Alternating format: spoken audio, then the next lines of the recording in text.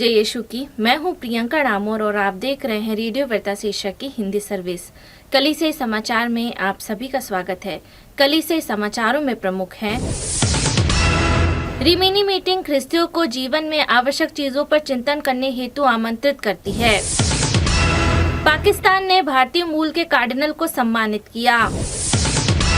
CBCI ने बांग्लादेश के प्रधानमंत्री शेख हसीना के इस्तीफे के बाद अल्पसंख्यक समुदाय के खिलाफ हिंसा की कड़ी निंदा की। दिल्ली के अंतर धार्मिक स्वतंत्रता दिवस समारोह ने विविधता और स्वतंत्रता में एकता को उजागर किया। फोटोग्राफी कार्यशाला मास कम्युनिकेशन विभाग के 10वें वर्ष का प्रतीक। ईसाई नए धर्मांतरण विरोधी विधेयक को निरस्त करने की मांग कर रहे हैं। बिशप और पुरोहितों को फीस मामले में जमानत मिली। इडुक्की धर्म प्रांत ने ब्रिटिशकालीन बांध को बंद करने की मांग का समर्थन किया। डॉक्टर के बलात्कार हत्या पर विरोध प्रदर्शन व्यापक। कलीसिया द्वारा संचालित कार्यक्रम भारत में बेरोजगारी और सामाजिक चुनौतियों पर केंद्रित है। अब जानते समाचार विस्तार से। रिमीनी मीटिंग ख्रिस्तियों को जीवन में आवश्यक चीजों पर चिंतन करने हेतु आमंत्रित करती है। लोगों के बीच दोस्ती के लिए मीटिंग का 45वां संस्करण उत्तरी इतालवी शहर रिमीनी में शुरू हुआ, जिसमें 400 से ज्यादा वक्ता इस विषय पर चिंतन करने के लिए एकत्रित हुए कि अगर हम जरूरी चीजों की तलाश में नहीं हैं, तो हम किस चीज की तलाश में हैं। पॉप फ्रांसिस के शब्द जो मंगलवार को रिमीनी में लोगों के बीच मित्रता के लिए बैठक को संबोधित करते हुए एक संदेश में आए। 20 से 25 अगस्त तक चलने वाले समन्वय और मुक्ति वार्षिक सभा के 45वें संस्करण का मार्गदर्शन प्रकाश होगा। पाकिस्तान ने भारतीय मूल के कार्डिनल को सम्मानित किया। पाकिस्तान के राष्ट्रपति आसिफ अली जरदारी ने देश के 78वें स्वतंत्रता दिवस पर भारत के अमृतसर में जन्मे कराची के arch bishop emeritus cardinal Joseph cout को सम्मानित किया। 69 वर्षीय कार्डिनल उन 104 लोगों में शामिल है जिन्हें राष्ट्र के लिए उनके योगदान के लिए सम्मानित किया गया है। उत्कृष्टता का पदक पुरस्कार पाकिस्तान में किसी भी नागरिकों को राष्ट्र के लिए उनके असाधारण योगदान के सम्मान में दिया जाता है। रिपोर्ट के अनुसार यह पुरस्कार उन विदेशी नागरिकों को भी दिया जा सकता है जिन्होंने पाकिस्तान के लिए महान सेवाएं की है। कार्डिनल एमेरिटस को विभिन्न धार्मिक समुदाय के बीच संवाद को बढ़ावा देने और सामाजिक कल्याण और अल्पसंख्यक अधिकारों को बढ़ावा देने के उनके प्रयासों के लिए सम्मानित किया गया है। सीबीसीआई ने बांग्लादेश की प्रधानमंत्री शेख हसीना के इस्तीफे के बाद अल्पसंख्यक समुदाय के खिलाफ हिंसा की कड़ी निंदा की। Catholic bishop conference of India CBCI Bangladesh में प्रधानमंत्री शेख हसीना के इस्तीफे के बाद अल्पसंख्यक समुदाय के खिलाफ हिंसा की हालिया वृद्धि की कड़ी निंदा करता है। रिपोर्ट से पता चलता है कि देश के विभिन्न हिस्सों में ईसाई, हिंदू, बौद्ध और अन्य अल्पसंख्यक समुदाय के कई चर्च, मंदिर और संपत्ति पर हमला किया गया, लूटा गया और आग लगा दी गई। यह कार्यवाही बहुत परेशान करने वाली है और सुरक्षा और न्याय की तत्काल आवश्यकता को उजागर करती है। सीबीसीआई बांग्लादेश की अंतरिम सरकार से आग्रह करता है, जिसका नेतृत्व मोहम्मद यूनुस कर रहे हैं, कि वे सभी नागरिकों, विशेष रूप से अल्पसंख्यक समुदाय के जीवन और संपत्ति की सुरक्षा के लिए तत्काल और प्रभावी कदम उठाएं। दिल्ली के अंतर धार्मिक स्वतंत्रता दिवस समारोह ने विविधता और स्वतंत्रता में एकता को उजागर किया। दिल्ली के आर्चडायसिस ने society of the divine word के सद्भावना गुडविल सेंटर के सहयोग से 17 अगस्त को दिल्ली के ओखला में अंतर धार्मिक स्वतंत्रता दिवस समारोह का आयोजन किया।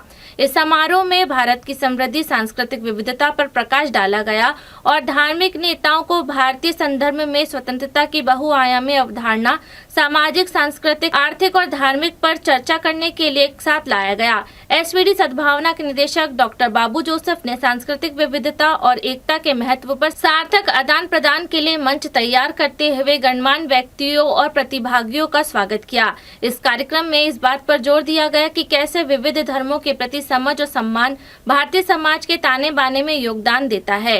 फोटोग्राफी कार्यशाला मास कम्युनिकेशन विभाग के 10वें वर्ष का प्रतीक। सिलेशन कॉलेज स्वायत्त सिलीगुड़ी मास कम्युनिकेशन और पत्रकारिता विभाग ने 19 अगस्त को फोटोग्राफी कार्यशाला, लघु फिल्म, स्टॉप मोशन और फोटोग्राफी प्रतियोगिता के साथ अपनी 10वीं वर्षगांठ और विश्व फोटोग्राफी दिवस मनाया। 5 घंटे के कार्यक्रम की शुरुआत 10 वर्षीय थीम गीत वी शैल अराइज से हुई, जिसे सहायक प्रोफेसर श्री साइमन सूबा और उनकी टीम ने 5वें सेमेस्टर के छात्रों के संगीतबद्ध और प्रस्तुत किया। वर्ष 2014 में मास कम्युनिकेशन और पत्रकारिता में स्नातक कार्यक्रम में शामिल होने वाले 6 छात्रों के साथ शुरू हुए विभाग में आज 3 वर्षीय कार्यक्रम में लगभग 90 छात्र हैं। ईसाई नए धर्मांतरण विरोधी विधेयक को निरस्त करने की मांग कर रहे हैं। ईसाई नेताओं के एक प्रतिनिधिमंडल ने उत्तर प्रदेश के राज्यपाल से एक प्रस्तावित कानून को निरस्त करने का आग्रह किया है, जिसमें कहा गया कि धोखाधड़ी से धर्मांतरण को रोकने के बहाने धार्मिक अल्पसंख्यकों को निशाना बनाने के लिए इसका दुरुपयोग किया जा सकता है। उत्तर प्रदेश राज्य सरकार ने 30 जुलाई को धार्मिक धर्मांतरण को प्रतिबंधित करने वाला विधेयक पारित किया। उत्तरी राज्य में प्रधानमंत्री नरेंद्र मोदी की दक्षिणपंथी हिंदू भारतीय जनता पार्टी का शासन है। यूनाइटेड क्रिश्चियन फोरम के प्रतिनिधिमंडल ने राज्यपाल आनंदीबेन पटेल को 19 अगस्त को दिए गए अपने ज्ञापन में प्रस्तावित कानून में व्यापक और अस्पष्ट भाषा की ओर इशारा करते हुए कहा कि यह धार्मिक अल्पसंख्यकों को निशाना बनाने के लिए व्यक्तियों और समूहों को प्रोत्साहित कर सकता है। बिशप और पुरोहितों को फीस मामले में जमानत मिली।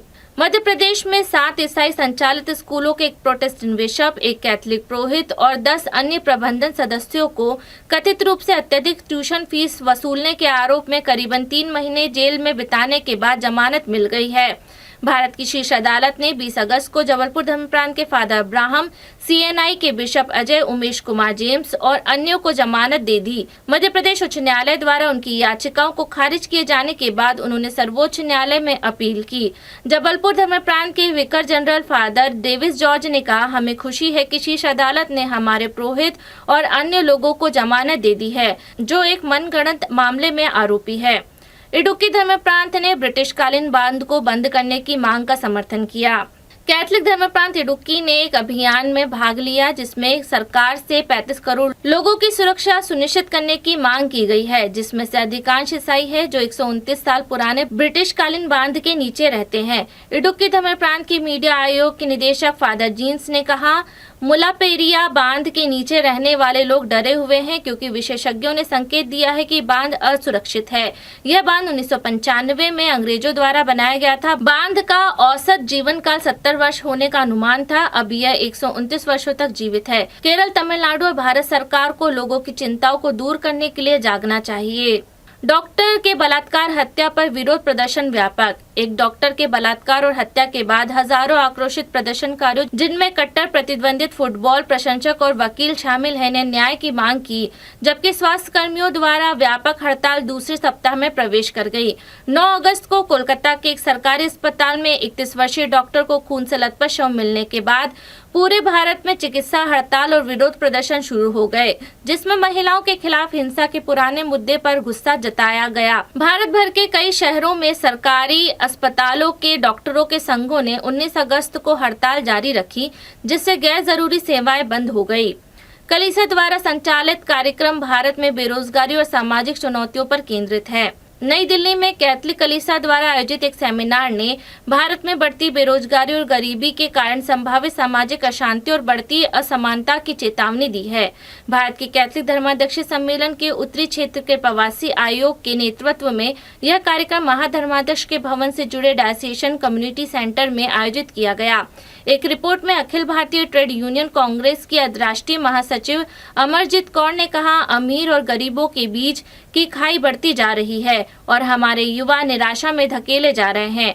कौर ने इन समूहों का समर्थन करने के लिए एक व्यापक नीति ढांचे की आवश्यकता पर जोर दिया। 12 अगस्त को आयोजित सेमिनार में 65 प्रतिभागियों ने भाग लिया। इसी के साथ कलीसिया समाचार समाप्त हुए। अगली बार फिर मुलाकात होगी नई खबरों के साथ। नमस्कार।